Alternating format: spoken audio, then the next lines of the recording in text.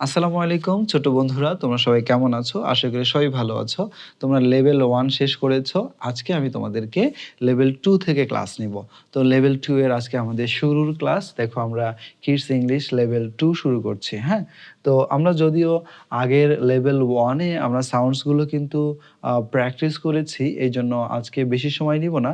খুব সংক্ষেপে আমরা আলোচনা করব, হ্যাঁ? তো এখানে আমরা ইংলিশ লেটারের উচ্চারণগুলো আমরা দেখব। নরমালি আমরা বলি কি এ বি সি, তাই না? কিন্তু আজকে থেকে আমরা বলবো A B C D E F G H I, এইটাকে আমরা বলি জে, কিন্তু এটাকে আমরা এখন থেকে বলবো বলো জেই। এরপরে বলবো এটা খেই হবে, এটার উচ্চারণটা হবে খেই। ওকে, খেই। এল এম এন ও ফি হবে, এটা পি না বলে আমরা কি বলবো বলো? ফি। ফয়রস্ব ইকারে ফি, কেমন? ফি।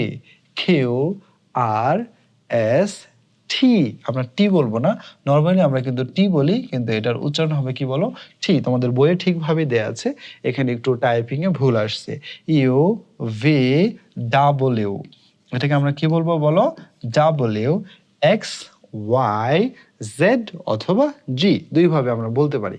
তাহলে দেখো আমরা যে শব্দগুলো বেশিরভাগ ভুল করতাম সেটাকে আমরা এ বলতাম, এটাকে আমরা বলতাম জে, এটা বলবো জেই, এটাকে বলবো আমরা খেই, এটা বলবো ফি, এটাকে বলবো ও, এটাকে বলবো আমরা টি, এটা বলবো ডাবলিউ।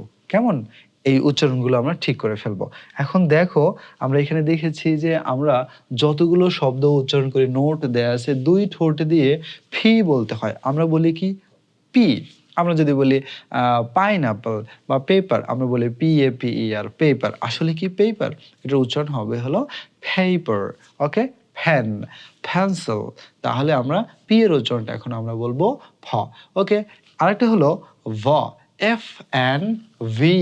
এই দুটোর উচ্চারণ আমরা কিন্তু উপরের দাঁত এবং নিচের ঠোঁট দিয়ে পড়তে হবে। উপরের দাঁত, এই যে উপরের দাঁত, নিচের ঠোঁট, তাহলে বলবো আমরা ফ। দেখো আমরা কি বলবো? ফ, ভি, ভি। তো এভাবে আমরা কিন্তু উচ্চারণ করব।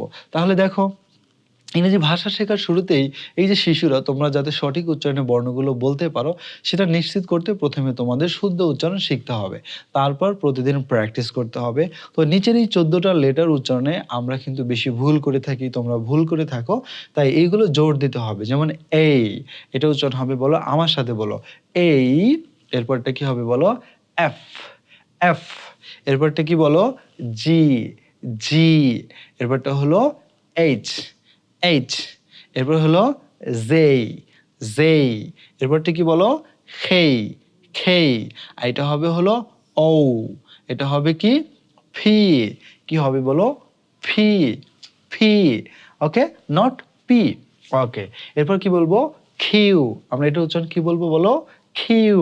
এটা বলবো আর। টি, নট টি। আমরা বলি TIM এ, টাইম। নো, উচ্চারণটা কি হবে বলো?